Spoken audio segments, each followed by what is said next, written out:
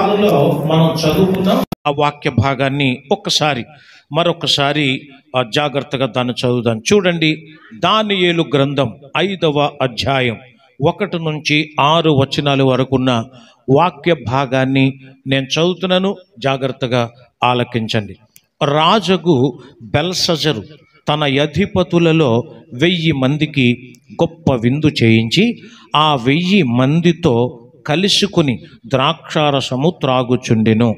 Belshazzar ద్రాక్షారసము త్రాగుచుండగా తానును తన అధిపతులను తన రాణులను తన ఉపపత్నులను వాటిలో ద్రాక్షారసము పోసి త్రాగునట్లు తన తండ్రియగు నెబుకద్నెజరు యెరూషలేములోని ఆలయములో నుండి తెచ్చిన వెండి బంగారు పాత్రలను తెమ్మని ఆజ్ఞ ఇచ్చెను. అందుకు వారు యెరూషలేములోని దేవుని నివాసమగు ఆలయములో నుండి తీసుకున్న సువర్ణోపకరణములను తెచ్చి ఉంచగా రాజును అతని అధిపతులను అతని రాణులను అతని ఉపపత్నులను వాటిలో ద్రాక్షారసము పోసి త్రాగిరి. వారు బంగారు, వెండి, ఇత్తడి, ఇనుము, కర్ర, రాయి అను వాటితో చేసిన దేవతలను స్తుతించుచు ద్రాక్షారసము త్రాగుచుండగా ఆ గడియలోనే మానవ హస్తపు వ్రేళ్ళు కనబడి దీపము దగ్గర రాజు యొక్క నగరు గోడ పూత మీద ఏదో ఒక రాత వ్రాయుచున్నట్టుండెను. రాజు ఆ హస్తము వ్రాయుట చూడగా అతని ముఖము వికారమాయెను. అతడు మనస్సునందు కలవరపడగా అతని నడుము కీళ్ళు వదిలి అతని మోకాళ్ళు గడ గడ వణుకుచు కొట్టుకొనుచుండెను. ఈ పరిశుద్ధ వాక్కును దేవుడు దీవించి ఆశీర్వదించునుగాక. హల్లెలూయా. మనం చదువుకున్న భాగంలో రాజగు బెల్షజరు అనే ఒక వ్యక్తి 1000 మందికి విందు చేయించాడట. 1000 మందితో కలిసి ఏంటా విందు అంటే అక్కడ చికెన్ తిన్నారు, మటన్ తిన్నారు, పరోటాలు తిన్నారు, లేకపోతే ఏమంటున్నారు వాటిని పుల్కాలు తిన్నారు, లేకపోతే అవేవో తెచ్చుకున్నారు అని లేదు. వాళ్ళ పండగ ఏంటంటే, వాళ్ళ విందు ఏంటంటే ద్రాక్షారసము త్రాగటమే. ద్రాక్షారసము అంటే మత్తు పానీయాలు అని అర్థం. అంటే సారా, బ్రాందీ, ఇప్పుడు వాడేటువంటి కొన్ని మత్తు పదార్థాలు ఉన్నాయే అవన్నీ కలిపి ఆ రోజుల్లో ద్రాక్షారసం అనేవారు అనమాట. ఆ రోజుల్లో అది బాగా పండగ చేసుకుంటున్నాడు ఆయన. అలా పండగ చేసుకోవటం అక్కడ ఉన్న విషయం ఏంటంటే మగోళ్ళు మాత్రమే కాదు, రాజులు మాత్రమే కాదు, రాణులు అనగా వాళ్ళ భార్యలు, ఆ తర్వాత ఉపపత్నులు, అక్కడుండే వాళ్ళందరూ కూడా ఒకే చోట 1000 మంది రాజులు, 1000 మంది రాణులు, ఆ తర్వాత వాళ్ళకు ఉండే ఉపపత్నులు, దాదాపు కొన్ని వేల మందే ఉన్నారనుకోండి. ఆ కొన్ని వేల మంది ఉన్న ఆ విందులో రాజు అందరికంటే టాప్ మోస్ట్ అనమాట. అంటే హోస్ట్ ఇచ్చిన ఆయన, విందు చేయించిన అతని పేరు బెల్షజరు. అతనికి ఒక ఆలోచన వచ్చింది, ఇంతమంది రకరకాల పాత్రలో తాగుతున్నారే, ఈ పాత్రలు కాకుండా మా నాన్నగారి టైంలో నెబుకద్నెజరున్న టైంలో యెరూషలేము దేవాలయంలో బంగారంతోనూ తర్వాత వెండితోనూ కొన్ని పాత్రలు చేశారు. ఆ పాత్రలు దేవుని ఆలయములో కొన్ని పనులకు వాడుతూ ఉండేవారు. యాజకులకు నీళ్లు పోయటం, ద్రాక్షారసం పోయటం, ప్రభు పరిచర్యలో వాడబడే కొన్ని ఆ పాత్రలు ఉన్నాయి, వాటిని ఘనమైన పాత్రలు అనేవారు. వాడికి ఎందుకు వచ్చిందో ఆలోచన వచ్చింది, ఆ పాత్రలు తెమ్మని కబురు పెట్టాడట. కబురు పెడితే పాపం వాళ్ళు తెచ్చేశారు.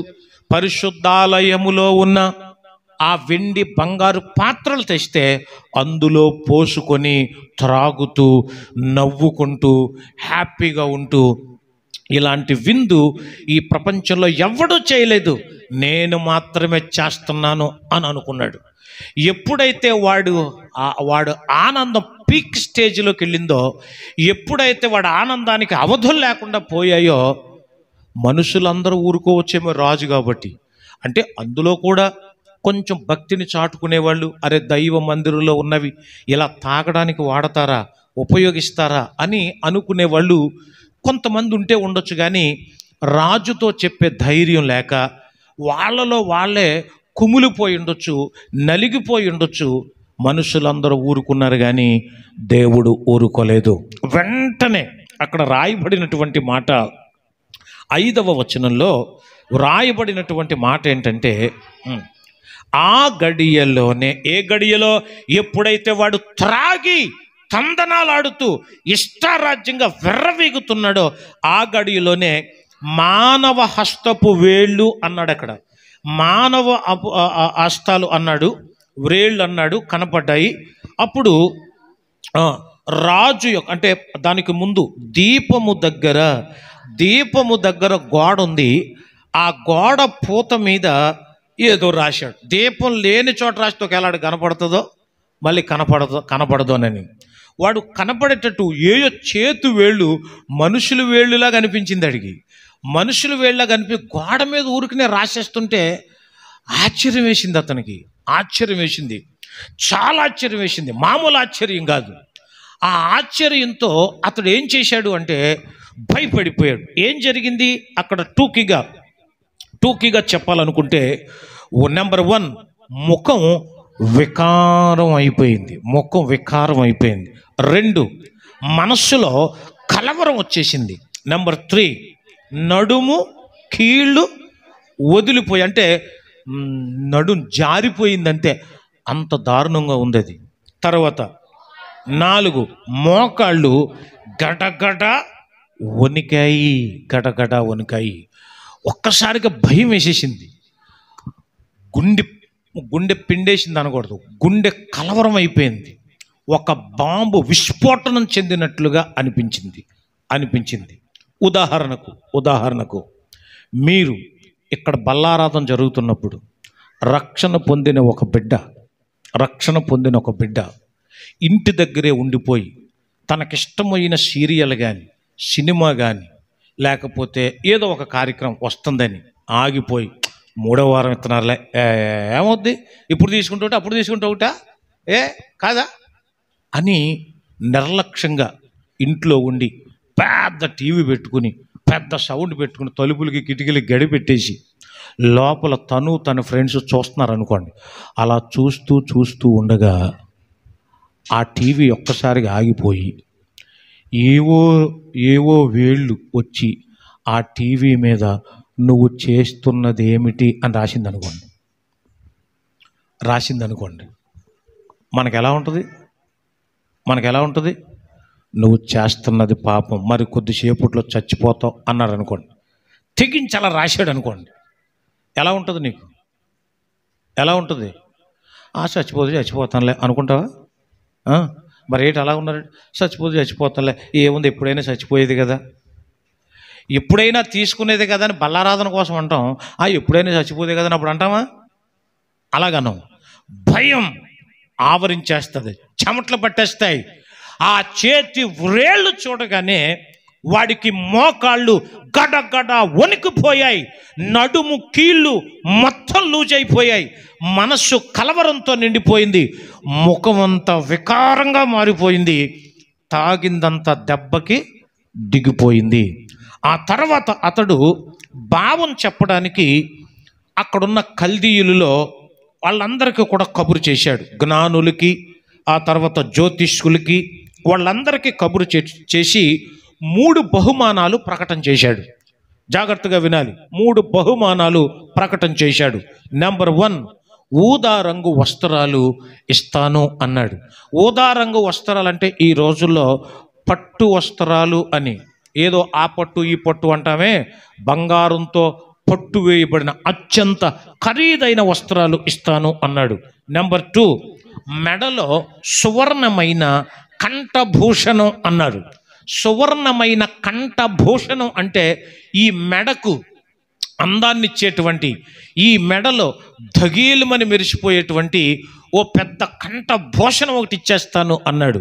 నెంబర్ 3, రాజ్యములో 3వ అధిపతిగా చేస్తాను అన్నాడు. ఆఫర్ చాలా బాగుంది. కానీ ఒక్కడు కూడా ఆ రాత యొక్క భావం ఎవడు చెప్పలేకపోయాడు.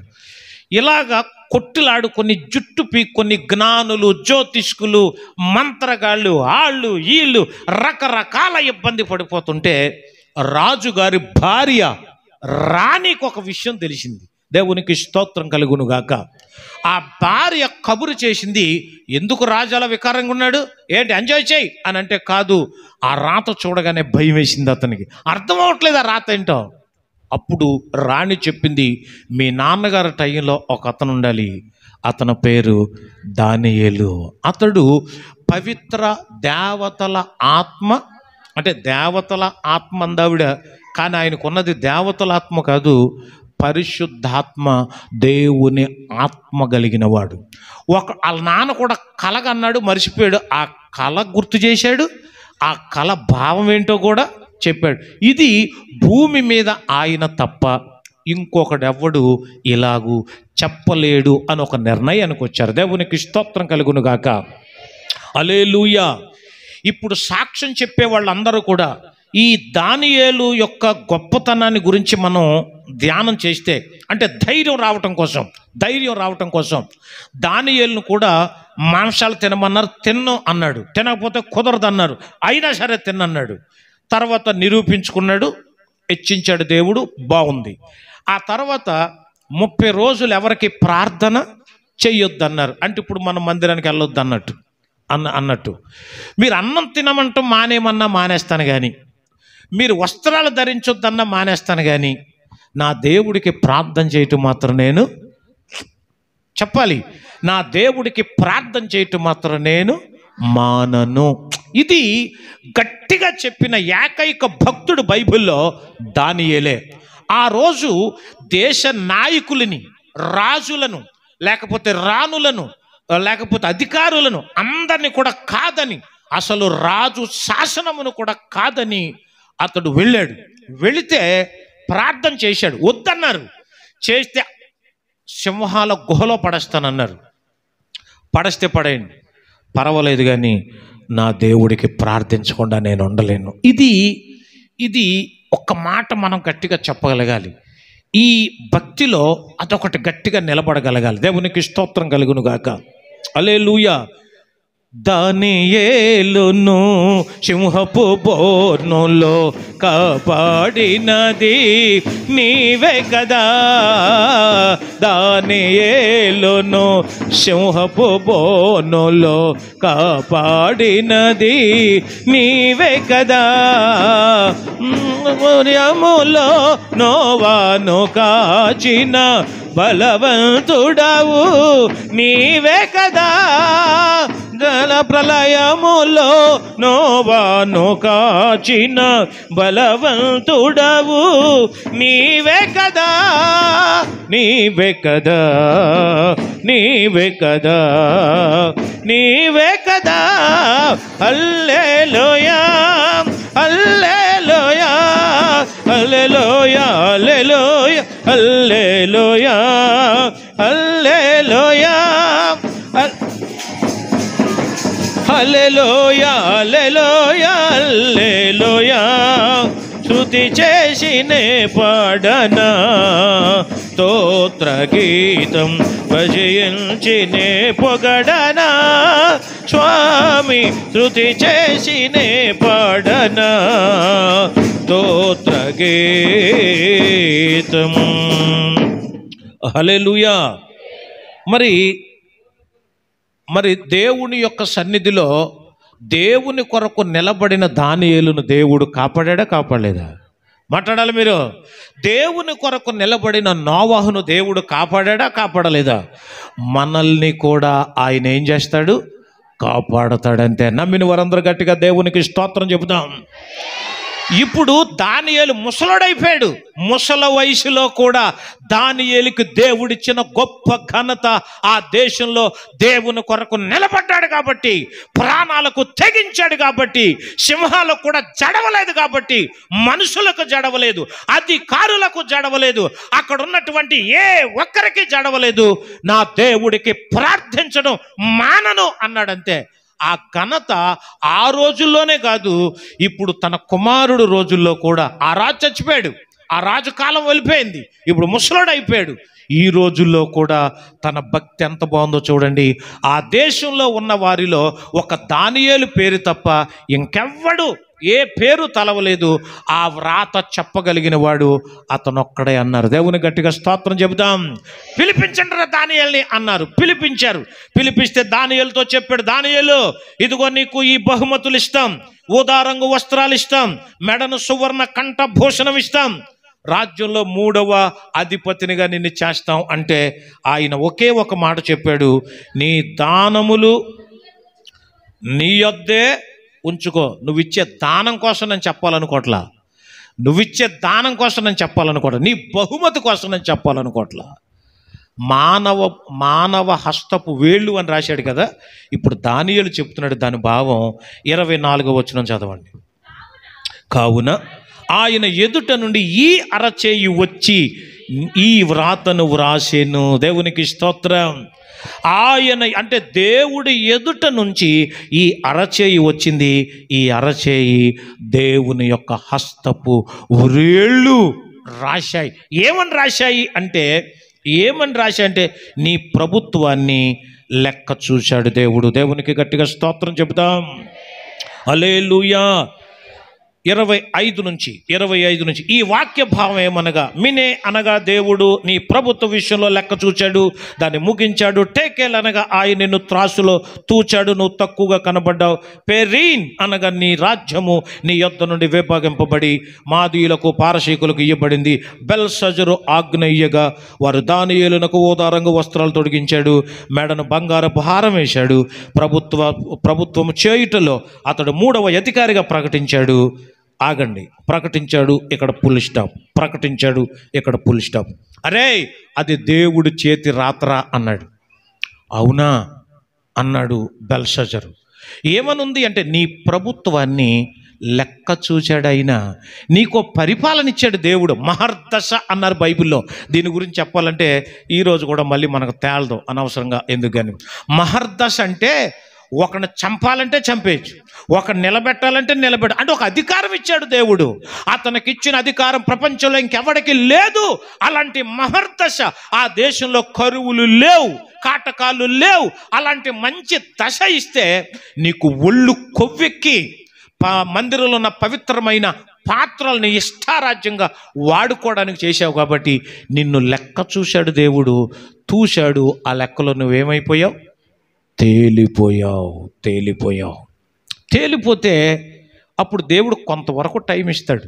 టైం ఇచ్చిన తర్వాత ఇదిగో నీ ప్రభుత్వం అయిపోయింది, ఇక నేను దించేస్తున్నాను, నీ పని అయిపోయింది అని దేవుడు రాశాడు అక్కడ. దేవుడు రాసేటప్పుడు బెల్షజర్ అన్నాడు నిజమే అనుకొని హారం వేశాడట, అధిపతిగా చేశాడట, కంఠభూషణం చేశాడు. కానీ ఇక్కడున్న దౌర్భాగ్యం ఏంటంటే అతడు మనస్సు మార్చుకోలేదు. చెప్పాలి మీరందరూ. బెల్షజర్ ఏం చేయలేదు? మనస్సు మార్చుకోలేదు. ఇప్పుడు కింద వచనం చదవాలి. ఆ రాత్రి ఎందే కల్దీయుల రాజుకు బెల్షజరు హతుడు ఆయను. ఆ రాత్రి చచ్చిపోయాడు. ఏ రోజైతే ఆ రాత చూశాడో, ఏ రోజైతే రాత చూశాడో వాళ్ళందరిని పిలిపించారో అర్థం చెప్పిన తర్వాత కూడా అతడు మనసు మార్చుకోలేదు. కాబట్టి అతడు వెంటనే ఏమైపోయాడు? చచ్చిపోయాడు. హతుడయ్యాడంటే చచ్చిపోయాడు అని. దీన్ని నేను ఆత్మీయంగా ధ్యానం చేస్తున్నప్పుడు చాలా గొప్ప పాఠాన్ని ప్రభు మనందరికీ కూడా నేర్పించాడు. దేవుడు ప్రతి ఒక్కరికి ఓ మహర్దశ ఇస్తాడు. నీకంటూ ఓ భార్య, ఓ భర్త, పిల్లలు, ఓ ఇల్లు, ఓ సంసారం, ఓ సమాజం, ఓ అధికారం, ఓ హోదా, ఇంట్లో ఉండేటువంటి స్థితి ఉంటుందే, ఆ స్థితులు దేవుడు ఇస్తాడు. వాటిలో నువ్వు కనుక తేలిపోయావు అనుకో దేవుడు చూస్తాడు. ఒకే రోజు ఆయన రాత రాశాడంటే ఇక రాతలోంచి మళ్ళీ ఎవరు మనల్ని బయట పడలేరు. ఇది నా తలరాత అంటది ఒక ఆవిడ. ఏ రాత? ఒట్టిదే నీ ఇష్టం వచ్చిందంతా చేసేసి ఏదన్నా నొప్పి తగిలితేనేమో ఏమంటాం దాన్ని? తలరాత అంటే ఎవడు రాయాలి? అది తలరాత ఎవడు రాయాలి? ఆయన ఏదో రాసేసినట్టు, ఆయన కళ్ళు సరిగా కనపడినట్టు, ఏదో పొరపాటు నీ గురించి రాసేసినట్టు, నిన్నేదో ఇబ్బంది పెట్టడానికే చేసినట్టు ఆయన తలరాత అంటాం మనం కదా. బ్రహ్మరాత అంటారే, బ్రహ్మ అంటే దేవుడు అని అర్థం కదా. దేవుడే ఇలా రాసేశాడు అని అంటాం. దేవుడు రాస్తాడు. ఎందుకు? నీ ప్రభుత్వాన్ని లెక్క చూస్తాడు. ఇప్పుడు ఈ పాఠం ఇంకా లోపలికే మనం వెళ్ళలేదు, కానీ వెళ్ళక ముందే ఒక విషయాన్ని మనం బాగా అర్థం చేస్తే, దేవుడు నీకు ఇచ్చిన భక్తి, దేవుడు నీకు ఇచ్చిన విధి విధానాల్లో ఒక త్రాసులో వేసి తూశాడు అనుకోండి. ఓ పక్కన నిన్ను పెట్టి నీ ప్రార్థన జీవితం పెట్టి ఇంకొక పక్కన రాళ్ళు వేస్తారు కదా. వస్తువులు తూసేటప్పుడు ఏమేస్తారు? రాళ్ళు వేస్తారు. ఏమో రాళ్ళు? ఇప్పుడు 2 కాటాలు, అసలు మనకు టైం లేదు కానీ ఒక కాటా తయారు చేసి అందులో రాళ్ళు వేద్దాం అనుకున్నాను. నేను ఇక్కడ రాళ్ళు వేసి మీకు చూపించాలి ప్రాక్టికల్గా అనుకున్నాను. ఆ పక్కన ఒకరు నిలబెట్టి ఆ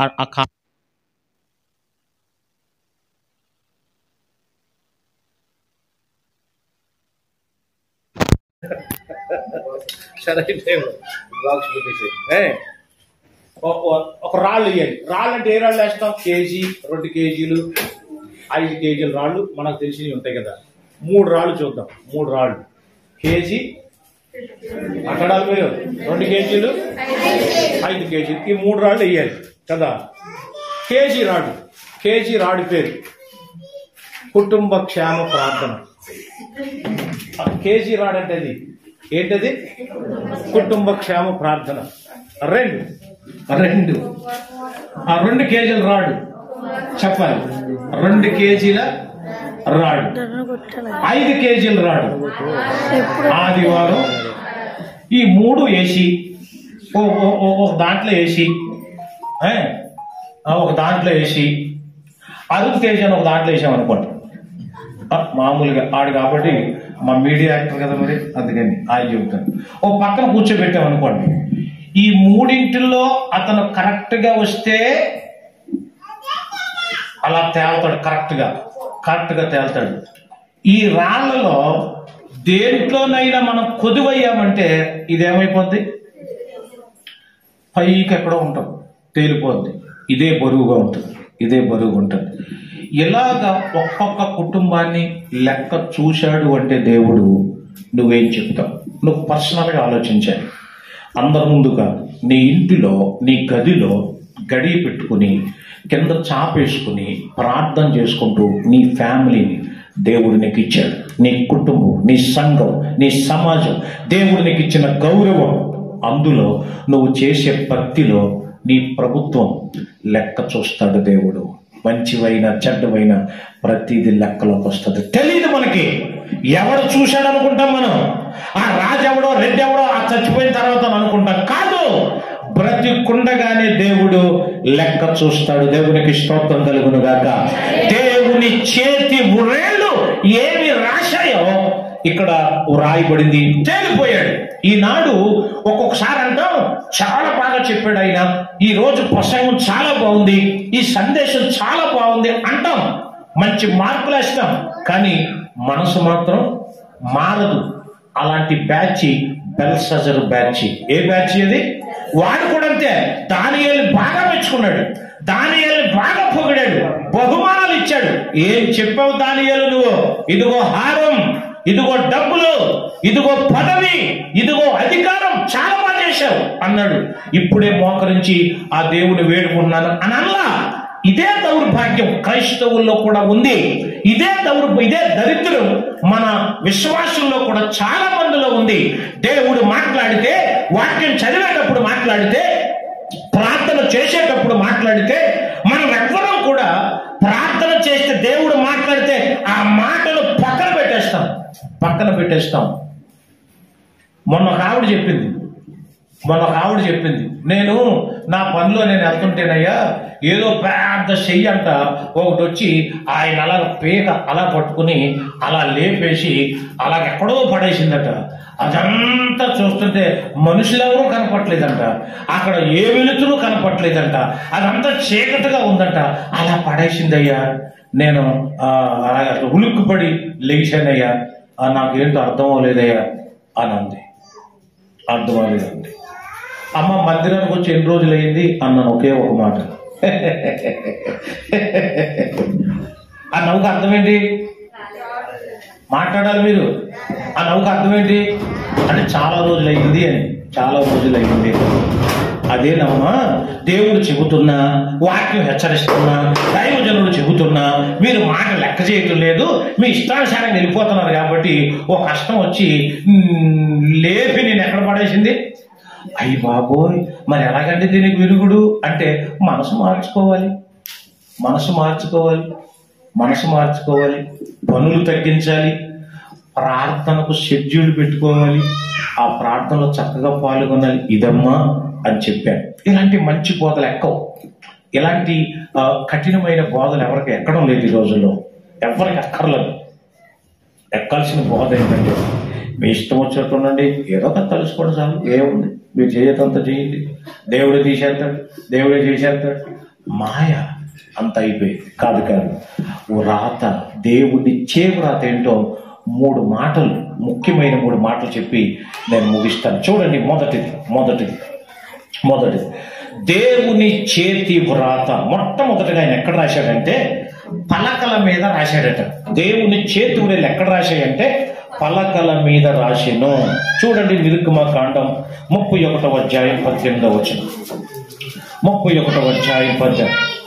మరియు ఆయన సీనాయి కొండ మీద మోషేతో మాట్లాడుట చాలించిన తరువాత ఆయన తన శాసనములు గల 2 పలకలను అనగా ఈ మాట దేవుని వ్రేలుతో వ్రాయబడిన రాతి పలకలను అతనికి ఇచ్చెను. దేవునికి స్తోత్రం. మోషే 40 రోజులు సీనాయి పర్వతం మీద మనుషులు ఎవరిని చూడలేదు, ప్రపంచానికి తెలీదు, అతడు దేవునితో గడిపాడు. అప్పుడు దేవుడు తన చేతి వ్రేళ్లతో రాతి పలకల మీద రాశాడట. పలక మీద రాత, దేవుని చేతి వ్రేలు. అది ఎవరు రాశారు అంటే ఇంకా క్లియర్ గా 32వ అధ్యాయం 16వ వచనంలో ఆ పలకలు దేవుడు చేసినవి, ఆ పలకల మీద చెక్కబడిన వ్రాత దేవుని చే వ్రాత. ఈ రోజు ఈ బైబిల్ మనుషుల చేతి రాత అనుకునే వాళ్లకు, ఈ బైబిల్ ఊరికే ప్రింట్ అయ్యింది అనుకునే వాళ్లకు ఈ మాట ఒక సవాల్ అన్నమాట. దేవునికి స్తోత్రం. ఆ పలకలు, ఈ బైబిల్, అందులో రాయబడిన వ్రాతలు ఎవరివి అంటే దేవుడివి. దేనికి అంటే ఒక మనిషి పాపం చేస్తే, ఇదిగో నువ్వు పాపం చేస్తున్నావు, ఇది పాపం, ఇది పుణ్యం, ఇది మంచి, ఇది చెడు అని తెలియటానికి ఈ ధర్మశాస్త్ర గ్రంథాన్ని దేవుడు మనకు ఇచ్చాడు. నిర్గమకాండం 24వ అధ్యాయం 12వ వచనం. అప్పుడు యెహోవా మోషేతో ఇట్లన్నాడు, నీవు కొండ ఎక్కి నా యొద్దకు వచ్చి అచ్చట నుండుము, నీవు వారికి బోధించినట్లు నేను రాసిన ఆజ్ఞలను, ధర్మశాస్త్రమును, రాతి పలకలను నీకు ఇచ్చెదను అన్నాడు. దేవునికి స్తోత్రం. ఎందుకు ఇవ్వాలి ఇవి? ఎందుకు ఇవ్వాలి అంటే 1 యోహాను పత్రిక 3వ అధ్యాయం 4వ వచనం, పాపం చేయువాడు ఆజ్ఞను అతిక్రమిస్తాడు.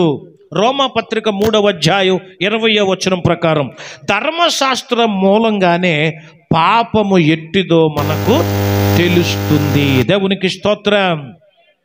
ధర్మశాస్త్రం లేకపోతే పాపం ఏంటో మనకు తెలీదు.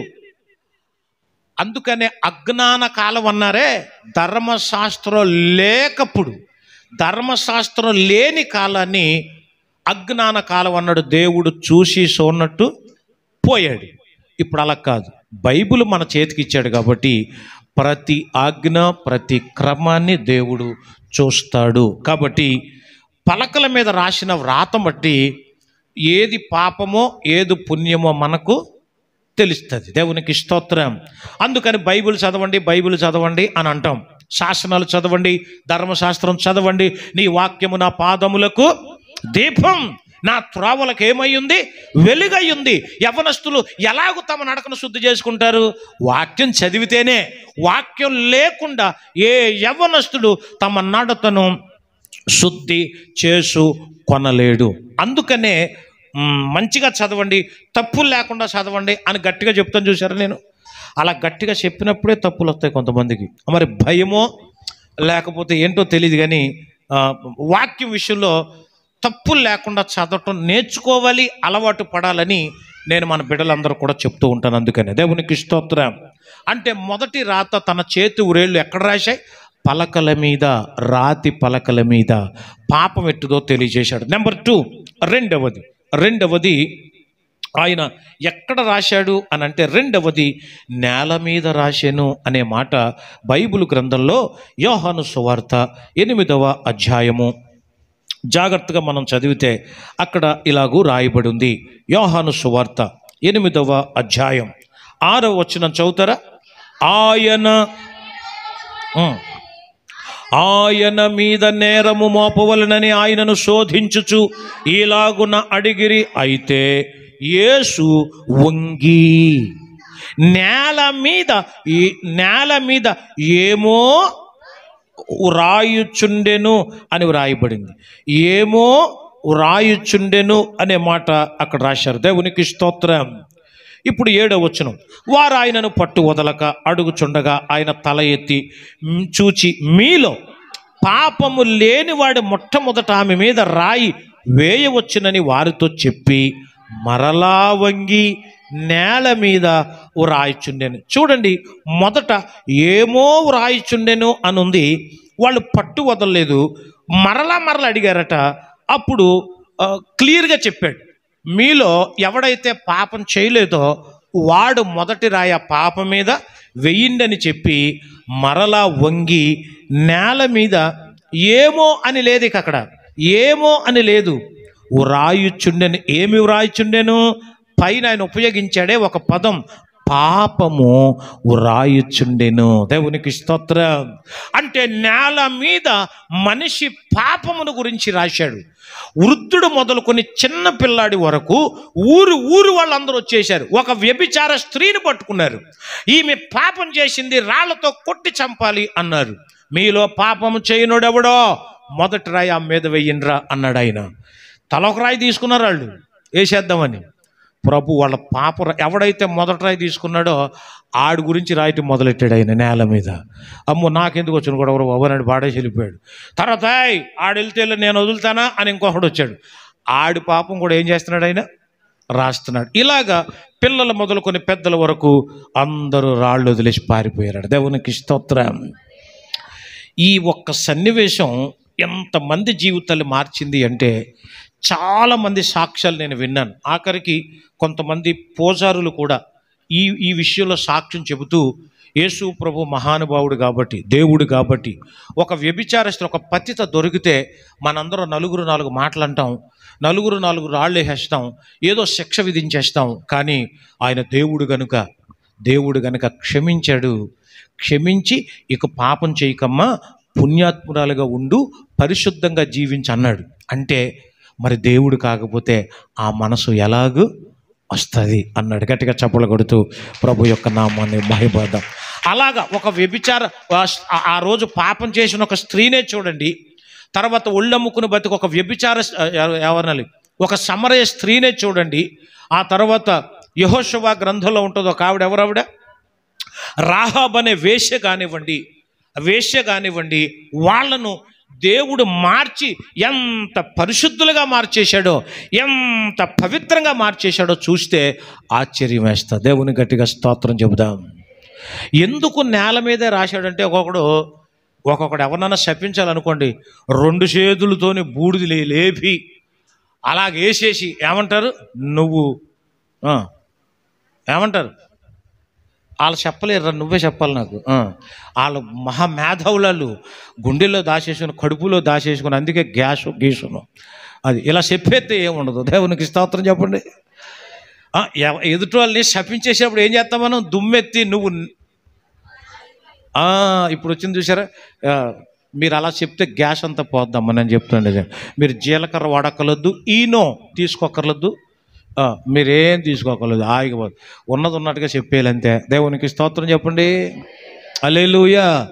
అది అలా దుమ్మెత్తి పోస్తామే, ఆ దుమ్మెలో, ఆ నేలలో మన పాపాలు రాయబడి ఉన్నాయి.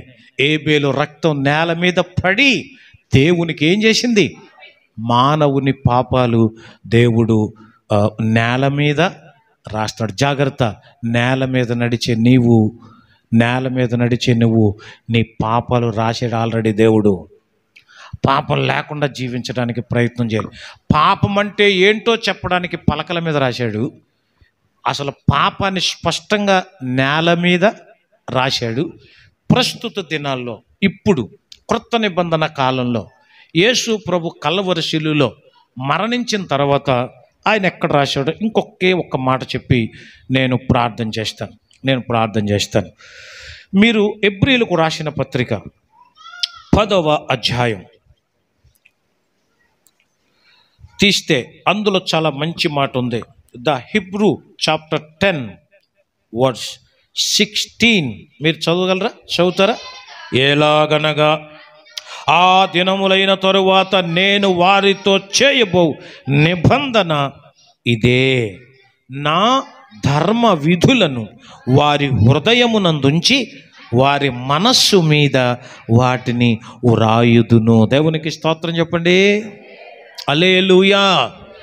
మొదటిగా రాతి పలకల మీద రాశాడు. మొదటి రాత పలక మీద రాశాడు. రెండవది నేల మీద రాశాడు. మూడవది ఎక్కడ రాస్తున్నాడు? ఇప్పుడు ఎక్కడ రాసుకోవాలి దీన్ని? మనసాక్షిని శుద్ధి చేయును మన యేసయ్య రక్తము. మనసాక్షిని శుద్ధి చేయును మన యేసయ్య రక్తము. మన శిక్షను భరించెనే, సంహారమునే తప్పించెనే, మన శిక్షను తొలగించెనే, సంహారమునే తప్పించెనే. యేసు రక్తము, ఆమేన్, రక్తము, యేసు రక్తము, రక్తము, రక్తము, అమూల్యమైన రక్తము, నిష్కళంకమైన రక్తము, అమూల్యమైన రక్తము, నిష్కళంకమైన రక్తము, యేసు రక్తము, ఆమేన్, రక్తము, యేసు రక్తము, రక్తము, రక్తము. హల్లెలూయా. ఇప్పుడు ప్రభు మనందరికీ కూడా విమోచన ఇచ్చి ఆయన బలైపోయి ఆయన రక్తము చేత ఇప్పుడు ఎక్కడ రాయాలనుకున్నా రాతి పలకల మీద రాశాడు. పూర్వం ఆ రాతి పలకలు పగలగొట్టేస్తున్నారు, అవి అలాగే దాస్తున్నారు ఎక్కడో. అందుకని వాటిని కాదు ఇప్పుడు. తర్వాత రెండవది ఎక్కడ రాశాడు? నేల మీద. ఆ నేలను కూడా దులిపెళ్ళిపోతున్నారు, తొక్కెళ్ళిపోతున్నారు. దానివల్ల కూడా మనసేమి వాళ్ళకి మారడం లేదు. అందుకని డైరెక్ట్గా ఇప్పుడు ఎక్కడ రాశాడంటే మనస్సు మీద. దేవునికి స్తోత్రం. పుస్తకంలో రాసుకున్నది ఒక్కొక్కసారి మనం మర్చిపోతామేమో కదా. కానీ మనసులో కనుక రాసుకుంటే మర్చిపోం. ఉదాహరణకు చెప్తాను. మీకు అందరికీ బ్యాంక్ అకౌంట్స్ ఉన్నాయా? బ్యాంక్ అకౌంట్స్ ఉన్నాయా? మాట్లాడటం లేదు మీరు. ఇల్లు లేనోడని ఉన్నాడేమో కానీ అకౌంట్ లేనోడు లేడు. ప్రభుత్వాల పుణ్యం అని ప్రతిదీ అకౌంట్లోనే వేస్తున్నారు కాబట్టి ఖచ్చితంగా అది పోస్ట్ ఆఫీస్లోనూ బ్యాంకులోనే చేస్తున్నారు. తర్వాత ఏటీఎం కార్డులు ఇస్తున్నారు కదా. ఏటీఎం కార్డులు ఇస్తున్నారు. ఏటీఎం కార్డు పిన్ నెంబర్ ఉంటుంది ఒకటి, 4 నెంబర్లతో కదా. ఆ పిన్ నెంబరు మీరు బైబిల్లో రాసుకుంటారా, పుస్తకంలో రాస్తారా, లేకపోతే గోడ మీద రాస్తారా? చెప్పాలి. మాట్లాడటం లేదు మీరు. రాతి పలక మీద రాస్తారా, నేల మీద రాస్తారా, మనసు మీద రాస్తారా? ఎందుకు పుస్తకం మీద రాసుకోవచ్చుగా. అమ్మో తెలిసిపోతే కొంపలు ఒలిగిపోతాయి కదా, మర్చిపోం. అది మాత్రం చాలా గట్టిగా, అది మనం మాత్రమే తెలిసేలాగా వెనకాల ఉన్నవాడు కూడా కనపడకుండా నొక్కుతాం మనం. ఆడు చూస్తే మాత్రం ఏమవుద్ది, కార్డు మన దగ్గర ఉంటుంది కదా, అయినా సరే వెనకాలవాడు కూడా చూడకుండా నొక్కుని మన డబ్బులు మనం తీసుకున్నాం. ఒక భార్య భర్త దగ్గరకు వచ్చి, ఏమండి మీరు నిజం చెప్పాలి ఈరోజు. నిజమే చెప్తాను నిజం చెప్పాలి మీరు. నిజమే చెప్తాను, అబద్ధం ఆడకూడదు మీరు, అసలు అబద్ధమే ఆడినాం, చెప్పు అడుగు అన్నాడట భర్త. భార్య అడుగుతుంది, ఏమండి మీ ఇంటి పేరేంటి అన్నదని. వాళ్ళ ఇంటి పేరు ఏదో ఉంటుంది కదా, ఆ ఇంటి పేరు అది ఇది అని చెప్పాడు. మన పెళ్లి రోజు ఎప్పుడు అన్నాడంట. పలానా తారీఖు ఈరోజు కూడా కొంతమంది పెళ్లి రోజు ఉంది, వాళ్ళు వచ్చారో లేదో మరి, హస్బెండ్లు వైఫ్లు వచ్చారో లేదు, కానీ ఈరోజు మేము వంట ఏం చేసుకోవట్లేదు మరి, ఓకేనా. ఎప్పుడు అంటే పెళ్లి డేట్ చెప్పాడట. మీ పిన్ నెంబర్ చెప్పండి అనగానే యాటే మీ పిన్ నెంబర్, అబద్ధం ఆడకూడదు మీరు అంటే నిజం. కొంతమంది భర్తల యొక్క ఏంటది ఏటీఎం కార్డు నెంబరు భార్యలు కొంతమందికి తెలీదు, కొంతమంది భార్యలది కూడా భర్తలకి తెలీదు. దాన్ని ఎక్కడ రాస్తాం మనం? మాట్లాడాలి మీరు. ఎక్కడ రాస్తాం? మనస్సు మీద రాస్తాం. నా ఫోన్ నెంబర్ మర్చిపోతారు కొంతమంది, ఎక్కడో రాశానండి గుర్తులేదండి అని అంటారు. అదే మరి మీ పిన్ నెంబర్ అయితే అసలు ఎక్కడ రాయక్కలు, బ్యాంక్ కూడా మర్చిపోతాడేమో కానీ, పొరపాటున ఆ బ్యాంక్ కూడా మర్చిపోతాడేమో కానీ మనం అస్సలు ఇప్పుడు యేసయ్య ఏమంటున్నాడంటే, మీ పిన్ నెంబర్ ఎలాగైతే మనసు మీద రాసుకుంటారో అలాగున ఈ వాక్యం మీరు ఎక్కడ రాయాలి? వావ్, అక్కడ రాస్తే లైఫ్లో మనసు శుద్ధి అవ్వాలి అన్నాడు ఆయన. దేవునికి స్తోత్రం. మనకు దేహశుద్ధి చాలా అవసరం. దేహశుద్ధి చేస్తాం. రోజుకి 7 సార్లు స్నానం చేయండి పుణ్యం వస్తుందంటే చేస్తాం, అంటే చేయాలనుకుంటాం సాధారణంగా. ఒళ్ళు శుభ్రం అవుతుంది, మంచిదే. బాగా తల అంటుకుంటాం, ఎందుకని? తలకి బాగా దుమ్ము ధూళి అది పట్టేస్తుంది కాబట్టి ఆ తలను క్లీన్ చేసుకోవడానికి. అందుకే షాంపూలు ఎక్కువ వాడేస్తున్నాం ఈ మధ్యన కదా, ఆ షాంపూలు ఎక్కువ వాడేస్తాం. నా తలకు కూడా ఎందుకో ఎక్కువ పట్టేస్తుంది. దువ్వని కడిగినప్పుడల్లా మాకు కొద్దిగా ఇబ్బందిగా ఉంటుంది. మాకు దువ్వని కడిగినప్పుడల్లా ఏంటిది అంటే, నా తల ఏమి అప్షలం తల అంత ఏమి ఉండదు కదా, అప్షలం తల అంత ఏమి ఉండదు. అయినా కానీ దువ్వని పెడితే అందులో ఒక దుమ్ము ధూళి వచ్చేస్తుంటుంది, సాధారణంగా పాడైపోతుంటుంది. దాన్ని క్లీన్ చేస్తాం. ఇలాగా వస్త్రాలు క్లీన్ చేస్తాం. కానీ ఇప్పుడు యేసయ్య ప్రస్తుతం ఏం క్లీన్ చేయాలనుకుంటున్నాడంటే, మనసు చెడిపోకూడదమ్మా. అది మనసు చెడిపోకూడదు, మనసు బాగుండాలి, మనసు శుద్ధిగా ఉండాలి. మనసు శుద్ధి. ఒక చెయ్యి ఇరిగిపోయినా పర్వాలేదమ్మా, ఒక కాలు లేకపోయినా పర్వాలేదు, ఒక కన్ను కోల్పోయినా పర్వాలేదు, హృదయం శుద్ధిగా ఉండాలి. ఇది దేవుని చేతి వ్రేళ్లతో ఆయన రాస్తున్న మాట. దేవునికి గట్టిగా స్తోత్రం చెబుదాము. గోడ మీద రాసినప్పుడు బెల్షస్సరు మార్చుకోలేదు, అప్పుడే వెంటనే చచ్చిపోయాడు. రాతి పలకల మీద రాసినప్పుడు వాళ్ళు కూడా చాలామంది దిద్దుకోలేదు, అందుకే అరణ్యంలో చాలామంది రాలిపోయారు అని వ్రాయబడింది. నేల మీద రాసినప్పుడు వాళ్ళెవ్వరూ మారలేదు, ఊరు మారలేదు, అక్కడున్న వ్యభిచార స్త్రీ మాత్రమే మారింది. ఇప్పుడు మనసు మీద రాస్తున్నాడు. ఇక మనసు పాడైపోతే కంచే చేను మేస్తే ఇక కాచేది మనసును స్వచ్ఛంగా ఉంచుకోండి, మీ ముఖం చాలా గ్లోగా ఉంటుంది. దేవునికి స్తోత్రం. మనసును స్వచ్ఛంగా ఉంటే ఇక పెర్ఫ్యూమ్స్ ఏమి కూడా మనం వాడకర్లదు అన్నాడు ఒక మహానుభావుడు. మీ మోకాళ్ళు నల్లబడితే మీ మొహాలు తెల్లబడతాయని. మోకాళ్ళ అనుభవం, ప్రార్థన చేయటం అది చాలా చక్కగా చేయాలని నేను కోరుతూ, దేవుని చేతి వ్రాత ఈరోజు నీ కుటుంబాన్ని గురించి రాస్తాడేమో. నువ్వు ఇంటికి వెళ్ళగానే గోడ మీద ఉంటుందేమో, ఒకవేళ ఇదిగో రాత ఎప్పుడన్నా కనపడద్దేమో, జాగ్రత్త. రాతి పలకల మీద రాస్తాడు, నేల మీద రాశాడు, ఇప్పుడు ఎక్కడ రాస్తున్నాడు? మనసు మీద. మరి నీ మనసు మీద ఈ వాక్యాన్ని ఉంచుతున్నావా? ఆలోచిద్దాం. లేచి నిలబడండి, ప్రార్థన చేద్దాం. ప్రతి ఒక్కరూ కూడా స్తబ్దుగా కాదు, మౌనంగా కాదు, నువ్వు ఆలోచించాలి. నీ మనసు ఎలా ఉంది? నీ మనసు ఏ విధంగా ఉంది? అమ్మా, నీ హృదయం బాగుందమ్మా? అమ్మా, పైకి మనం చాలా బాగుంటున్నాం, చాలా సౌందర్యంగా కనపడుతున్నాం, చాలా బాగుంది. Merely appearance is very nice, very good. But what about the inner heart, inside of your heart? నీ మనసు లోపట అది, ఇదిగో మీరు సున్నము కొట్టిన సమాధులను పోలి ఉన్నారు. సమాధులను ఎంతో సుందరంగా తీర్చిదిద్దుతున్నాం, కానీ ఇదిగో అవి దోపుతో ఉన్నాయేమో. అమ్మా, పాపంతో ఉన్నావేమో తల్లి, చెడ్డ ఆలోచనలతో ఉన్నావేమోనమ్మా. అమ్మా, ఎన్నో రకాల ఆలోచనలతో ఉన్నావేమో. ఒక తండ్రిగా చెబుతున్నాను, ఒక దైవజనుడిగా చెబుతున్నాను, ఒక యాజకుడిగా చెబుతున్నాను, నా దేవుడు నాకు ఇచ్చిన మాటను బట్టి చెబుతున్నాను.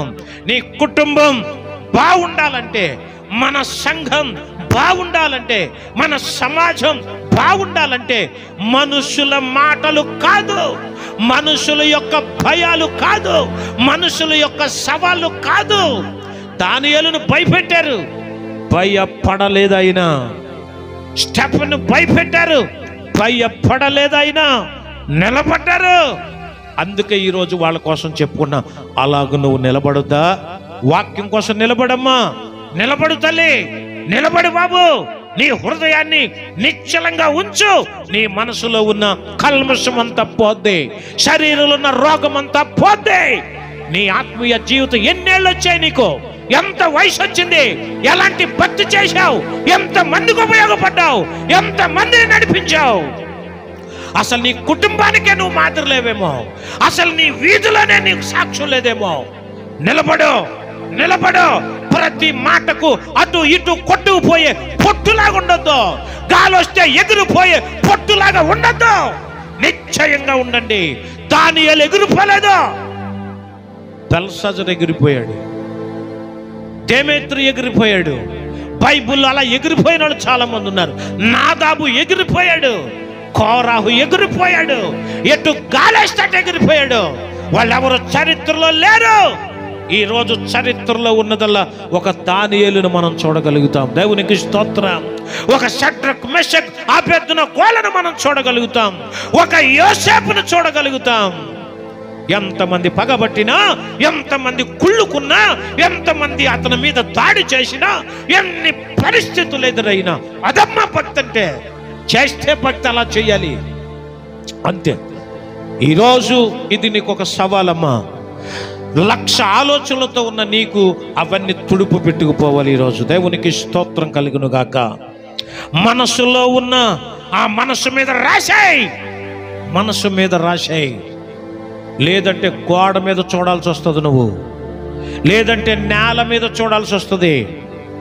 కాదు, నీ గుండె మీద రాశాయి, నీ గుండె గుడిలో రాశాయి. ఇంకెప్పుడు చెక్కు చెదరదు, ఏ దొంగ ఎత్తుకుపోడు. అలాంటి మంచి స్థితి దేవుడు మనకిచ్చినట్లు మనందరం ప్రార్థన చేద్దాం. హల్లెలూయా, హల్లెలూయా. చెప్పండి అందరూ, యేసయ్య నా మనసును పవిత్రపరచండి. చెప్పండి అమ్మా, అమ్మ చెప్పండి తల్లి. యేసయ్య నా మనసును పవిత్రపరచండి, నా హృదయమును పవిత్రపరచండి. హృదయం లోపట ఉన్న చెడ్డవన్నీ పోవునట్లు చేయండి. హృదయం లోపట ఉన్న చెడు ఆలోచనలన్నీ పోవునట్లు చేయండి. చెడ్డ రోగాలన్నీ పోవునట్లు చేయండి. ఈ వాక్యం విన్న తర్వాత, నీ మందిరంలో ప్రార్థన చేసుకున్న తర్వాత, బలహీనులు బలవంతులగుదురుగాక, రోగస్తులు ఆరోగ్యవంతులగుదురుగాక, అస్థిరమైన వాళ్ళు, చంచల మనసు కలిగిన వాళ్ళు స్థిరమైన మనసు కలిగిన వారు అగుదురుగాక. అలాంటి కృప బిడ్డలకి ఇచ్చి నడిపించండి ప్రభు. ఈ వాక్యాన్ని నాయన రాతి పలకల మీద కాక, నేల మీద కాక, ఇదిగో మనస్సు మీద రాసుకునే కృప మీరే మాకు ఇచ్చి నడిపించండి. ఇప్పుడు కానుకలు పట్టబోతున్న ప్రతి కానుకలు కూడా మీరు లెక్క చూచే దేవుడు. మా రాబడి అంతటిలో, మా సంపాదన అంతటిని లెక్క చూచే దేవుడవు. అలా లెక్క చూస్తే ఎంతమంది ఎంత బాకీయో ఆ బాకీ నువ్వు ఎలాగోలాగా రాబడతావు నాయన. అది గుర్తించి మీకు చెల్లించవలసిన ఆ కానుకలను, అర్పణలను, దశమ భాగములను చెల్లించి మీ నామమునకు మీరే మహిమ తెచ్చుకోమని విశాఖని నా ప్రార్థన ఆలకించి అంగీకరించుమని యేసయ్య పరిశుద్ధ నామములో ప్రార్థించుచున్నాము పరమ తండ్రి, ఆమేన్. ఇది కానుకలు పట్టే సమయం. మనం